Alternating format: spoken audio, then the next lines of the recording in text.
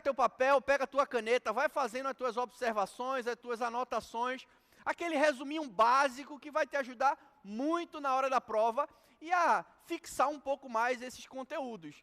Na aula de hoje a gente vai ver aqui, ó, geografia, 10 temas. 10 temas super importantes que apareceram aí na prova de ciências humanas. E hoje eu vou fazer uma coisa diferente. Eu vou pegar esses temas e vou trazer alguns prints de reportagens importantes para mostrar para você de que forma essa temática ela pode aparecer. Só que antes da gente começar, eu quero mostrar uma coisa interessante para vocês. Essa estatística aqui, ó, conteúdos mais cobrados no Enem por número de questões. Basicamente, aí nos últimos 10 anos. Eu vou só relacionar alguns aqui conteúdos que apareceram. Ó. Em primeiro lugar, com 36 questões, exploração dos recursos naturais. Um tema que aparece aí distribuído em diversas questões. Problemas urbanos, agroindústria, inovações tecnológicas no campo, fontes alternativas de energia. É importante você se ligar não só na parte de geografia, mas essa temática na parte de biologia, na parte de química. População economicamente ativa, nova ordem mundial, erosão e assim sucessivamente. Então hoje eu vou fazer aqui um compilado de informações de como essas temáticas elas podem aparecer na prova de ciências humanas.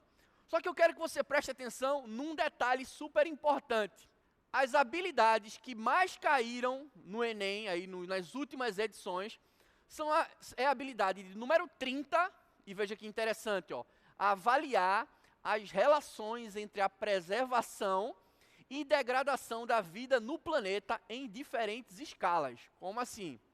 Escala local, escala global. É você identificar não só os problemas, mas, sobretudo, avaliar, relacionar problemas com degradação e preservação. Habilidade 30. E a outra habilidade, a habilidade 6, que foi a segunda habilidade mais cobrada na prova de ciências humanas. E veja que interessante. Interpretar diferentes representações gráficas e cartográficas do espaço geográfico. É muito importante você, com calma, com tranquilidade, buscar entender o que a imagem, o que aquele gráfico, o que aquele mapa tem a dizer e tem a contribuir com aquela questão. Beleza? Agora vamos voltar aqui. Você lembra que o assunto que mais caiu foi relacionado à questão ambiental? Então não poderia ser diferente. Nós iremos começar por ela, por essa temática, exploração de recursos naturais. Já anota aí, abre uma página com aquela canetinha colorida e coloca: eu devo estudar exploração de recursos naturais. E aí a gente precisa entender o seguinte: essa relação do homem com a natureza é uma relação, obviamente, que durante muito tempo foi pautada na questão da sobrevivência. O homem necessitava tirar da natureza aquilo que ele deveria usar no seu dia a dia, por questão de sobrevivência mesmo. Mas perceba que se a gente analisa o contexto atual, nós usamos muito mais do que nós precisamos para sobreviver. Então hoje já extrapolamos essa ideia de que a natureza serve apenas como recurso natural para a nossa sobrevivência. Foi pensando nisso que eu dei uma folheada assim em algumas notícias importantes que você vai acompanhar comigo aqui na tela. Olha essa primeira aqui, ó. Exploração dos recursos naturais é a principal fonte de financiamento do terrorismo. Você que nunca parou para pensar nisso. Em 2020, o que o homem fabricou superou toda a vida vegetal e animal. Peraí, essa eu vou ter que falar. Foi divulgado aí há cerca de 2 anos uma reportagem, na verdade um artigo da revista Nature, que em 2020, o ano da pandemia, marcou, veja que interessante, ao mesmo tempo trágico, né? Marcou o ano em que a biomassa é toda a massa produzida pela natureza, né? Vegetal, animal. A biomassa foi superada pela massa antropogênica. Massa antropogênica é tudo aquilo que foi construído pelo ser humano. Asfalto, concreto. Imagina que tudo isso superou em volume a biomassa do planeta. Em outras palavras, nós hoje temos aí em volume a produção humana superando a produção da natureza. Então, vale a pena refletir sobre isso. Inclusive, era uma citação interessante se a temática da redação fosse ligada aí à questão de sustentabilidade ou algo desse tipo. Queimadas na Amazônia impactam 90% das espécies de animais e plantas. A agricultura é quem mais gasta água no Brasil e no mundo. Quando falamos em exploração de recurso natural, existe aí uma grande possibilidade de a gente estudar essa temática. Mas eu gostaria muito de focar no território brasileiro, principalmente ligado aí ao nosso modelo, econômico, que pauta aí a nossa economia em produção e exportação de commodities. Rocha, o que são commodities? Puxa aí com a canetinha colorida e você vai escrever. Commodities refere-se ali a matéria-prima bruta ou semibruta que é exportado. Por exemplo, milho, soja, ferro, são commodities e elas são controladas por preço internacional, né, por preços definidos pelo mercado. E aí, quando o nosso país ele pauta a sua economia na produção e na exportação de commodities, nós ficamos com aquela responsabilidade de atender uma demanda cada vez voraz e faminta por recursos naturais.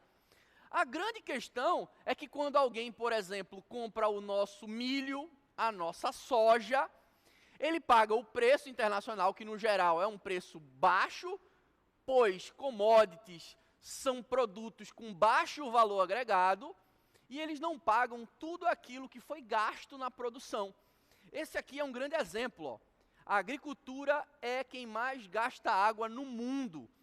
Cada saca de soja, saca de café, cada saca de milho, óbvio que ali foi gasto uma grande quantidade de água no processo de produção. E aí você vai anotar agora, aqui nessa câmera, você vai anotar aí, ó, puxou outra setinha, você vai escrever água virtual. Água virtual. O que danado é isso, Rocha? Água virtual, imagina que é aquela água que está presente no processo de produção, mas não é visível para nós. O segundo tema, agronegócio. Ó, se eu tivesse aí um ranking, um top 3 de assuntos de temas de geografia que já apareceram nas últimas edições do Enem, esse aqui certamente estaria entre o primeiro ou o segundo. É incrível a possibilidade de resolução de questões que envolvem essa temática. Até porque eu tenho um tema extremamente amplo. Ó. Agronegócio cresce 24% em 2020. E aí com uma particularidade. 2020 nós tivemos aí o começo da recessão em virtude da pandemia. E quando eu digo que o agronegócio conseguiu crescer, mesmo em meio à recessão, a galera em casa, enfim, no mundo todo, né? Em virtude da pandemia, a gente percebe que essa atividade, ela além de ser super importante para a composição do produto interno bruto brasileiro, ela é uma atividade forte no cenário econômico do Brasil. Agronegócio brasileiro é responsável por alimentar 10% do mundo. Agricultura de precisão, conheça vantagens e desvantagens. E aí, quando eu venho aqui para a agricultura de precisão, na verdade, é um sistema que surge aí com esse contexto da Revolução Verde, que tem o intuito de maximizar a produção, melhorar a questão da produção, evitando perdas, desperdícios. Um grande exemplo disso, esse aí, cara, é imperdível. Aliás, antes de começar a falar sobre a globalização, você está assistindo essa aula online, no conforto da sua casa, ou talvez no seu celular. Então vamos aproveitar o benefício que a globalização nos traz, a revolução técnico-científica, a ampliação da comunicação, e pega essa aula e já manda para alguém, para algum conhecido. Com conhecimento bom é conhecimento compartilhado.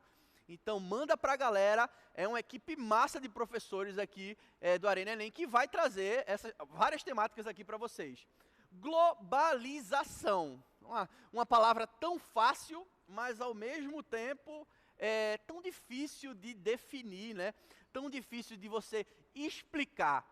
Muita gente associa com um processo recente, que a tecnologia se tornou disponível e está presente aí no nosso dia a dia. Mas o professor Milton Santos, ele já afirmava que o processo de globalização, ele surge com a expansão do capitalismo. Olha aquela setinha que você vai puxar, expansão do capitalismo ali, o início, capitalismo comercial, grandes navegações. De fato, ali o mundo passou a ficar mais integrado.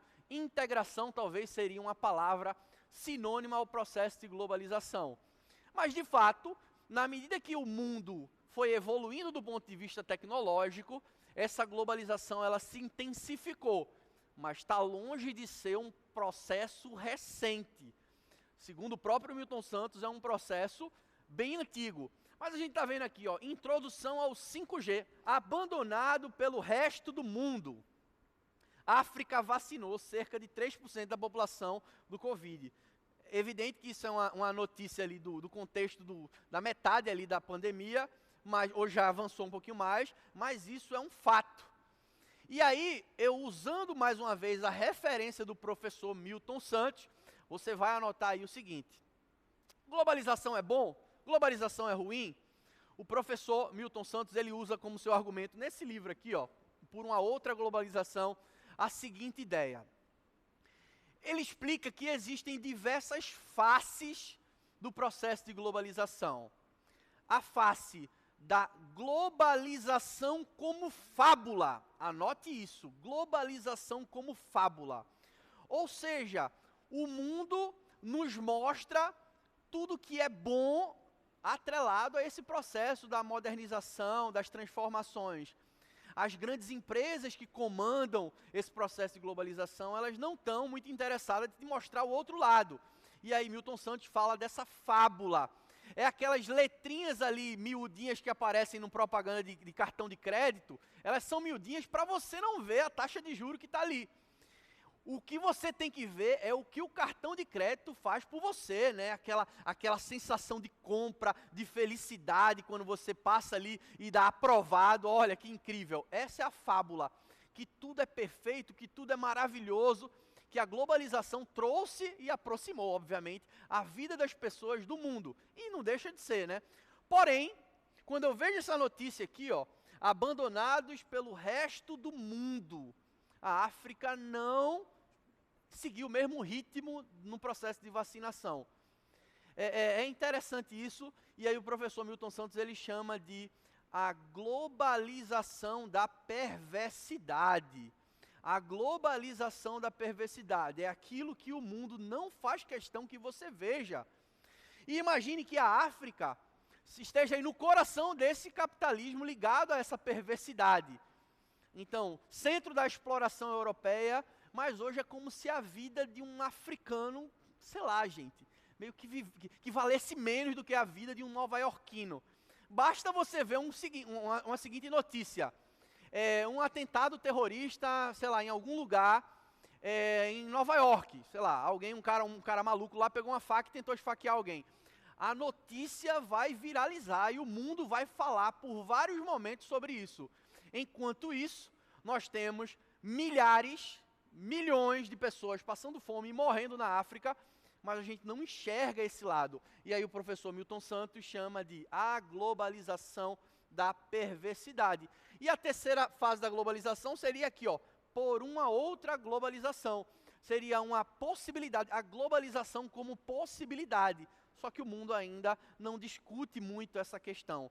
Então, uma temática importantíssima para você que vai fazer a prova de ciências humanas, domine muito bem a temática globalização, que ela vai lhe embasar para muitas coisas. Cara, imagina só a quantidade, a diversidade de assuntos que globalização pode se encaixar quando a gente fala, por exemplo, de uma redação. Gente, N possibilidades, que é uma temática importante. Eu não poderia deixar de falar aqui embaixo, impacto econômico do Brexit. é pior para o Reino Unido do que a pandemia. Vê que interessante. A globalização, ela busca integrar pessoas, integrar economias, sociedades, e ela é marcada por isso. Mas hoje a gente já vê um processo aí que é meio com uma desglobalização. Um processo aí de integração, que é a União Europeia, super importante, se fragmentando, já que o Brexit marca a saída do Reino Unido do bloco lá europeu. Vamos para a próxima temática. Eita, temática boa. Sustentabilidade. Sustentabilidade aparece com frequência na prova de ciências humanas e é um tema importante. Já caiu em alguns vestibulares, ainda não apareceu como deveria no Enem, mas é um tema relevante. Por quê? Porque digamos que hoje é o assunto da vez, é o assunto da moda. Não só como um assunto, mas como uma espécie de grande desafio. Nós estamos caminhando para um mundo que só poderá ser justo e só poderá ser equilibrado se a gente levar a ideia de sustentabilidade literalmente ao pé da letra. Mas o que seria aí sustentabilidade? Eu trouxe algumas notícias importantes aqui, ó. Água de reuso, uma alternativa sustentável para o Brasil. Ramo de construção sustentável cresce no Brasil. Brasil, em 2020, está entre os maiores recicladores de lata de alumínio. Aí fala de compostagem, de hidroponia, que é a técnica de produzir alimentos sem solo. Esse hidro aí vem de água, produzir na água. E o interessante é que toda vez que a gente fala de sustentabilidade, sempre vem aí um viés ligado à questão ambiental. E não deixa de ser. A ideia de sustentabilidade é a ideia de equilíbrio. Só que não existe sustentabilidade, você vai anotar isso que eu sei. Não existe sustentabilidade que aponte só para um direcionamento ambiental, esquecendo os dois lados que são super importantes dentro desse contexto, que é o lado social e o lado econômico. Só que nós demoramos demais para discutir ambiente, nós enquanto sociedade. Só para vocês terem uma ideia principal, você vai puxar uma setinha aí. A primeira conferência das Nações Unidas, que discutiu o meio ambiente, ela aconteceu em 1972. Ela aconteceu em Estocolmo, na Suécia. Conferência de Estocolmo. Só que a gente estava ali, gente, nos anos 70. E eu queria trazer para vocês um último tema aqui, o tema espaço urbano. Gente, é um tema importantíssimo, porque ele vai envolver uma série de possibilidades, ó, mobilidade urbana, energia limpa. Vidigal é cada vez mais cobiçado por estrangeiros e até cariocas. É um processo que a gente conhece aí como gentrificação. Uma região está se tornando valorizada em virtude de investimentos que foram chegando. É claro que isso acaba aumentando o custo de vida da população que vivia ali, ó. Alagamentos, deslizamentos. E aí você pega o tema meio ambiente, insere nesse tema de espaço urbano e ali você tem uma enorme possibilidade de questões que possam trazer essa temática. Então, espaço urbano é um tema, sim, que vai aparecer. Passando bem rapidamente aqui, ó, alguns temas que eu poderia sugerir aí como um apoio, que de repente pode, de alguma forma, aparecer na tua prova ou na redação. Migrações internacionais, sempre aparecem, mas cuidado com um fato importante. Eu vejo sempre as pessoas muito preocupadas com o que está acontecendo agora. Me diga aí, professor, como é que a explosão da ponte da Crimeia, semana retrasada, pode aparecer no Enem? E não vai aparecer, porque a prova está pronta. Então é importante quando você for estudar questões ligadas à atualidade, buscar um período aí de pelo menos uns 3, 4 anos. Ó. Crise dos refugiados da Síria, volta do discurso da xenofobia por extremistas, principalmente a extrema-direita, que está ficando cada vez mais forte na Europa. Aqui no Brasil também nós tivemos venezuelanos, a crise dos refugiados venezuelanos, essa crise aqui dos Rohingyas em Mianmar. Gente, está acabando minha aula aqui, mas eu queria que você, se você puder, bote isso aqui, ó, Rohingyas, Myanmar. R-O-H-I-N-G-Y-A-S. Os Rohingyas é a maior população apátrida do mundo. Os caras não têm pátria, eles não são aceitos pelo país que estão, enfim, é uma problemática gigantesca. Então, migrações internacionais, importantíssimo. Capitalismo e trabalho, sempre aparece, ó, o lance da uberização, da flexibilização de leis trabalhistas, você saber associar o desemprego estrutural, saber associar esses temas, vai te garantir também um grande passo na resolução de muitas questões. E por último, que eu não poderia deixar de mencionar, sempre que me perguntam isso, geografia física vem caindo cada vez mais. É você saber aquele basicão de clima, de relevo, de geologia, de hidrografia e principalmente aplicado para o Brasil. Não vá perder muito tempo estudando quais são os climas que aparecem no leste europeu. Saiba muito bem o desenho do Brasil ambiental, o desenho do Brasil físico, porque isso é o mínimo que um candidato que vai sentar lá em frente à prova vai ter que saber, né? Então, geografia física, cartografia, geologia, é um assunto que não dá para eu dar dica aqui, porque hoje eu estou falando de uma ciência, né? Mas que é importante você ter esse conhecimento. E aí, do fundo do meu coração, eu espero ter te ajudado nesta aula, tá? Eu sei que foi assunto pra caramba, mas a vantagem do meio virtual é que essa possibilidade de você voltar a assistir novamente. E eu desejo de verdade que no início do ano é essa mensagem que você vai ver, ó. Você foi selecionado na chamada regular. Do fundo do nosso coração, em nome do Arena Enem, nós agradecemos a sua participação e fique aí com mais aulas top. Só professor faixa preta, que vai vir aí logo na sequência. Um grande abraço, valeu. Marcelo Rocha, Geografia. Valeu.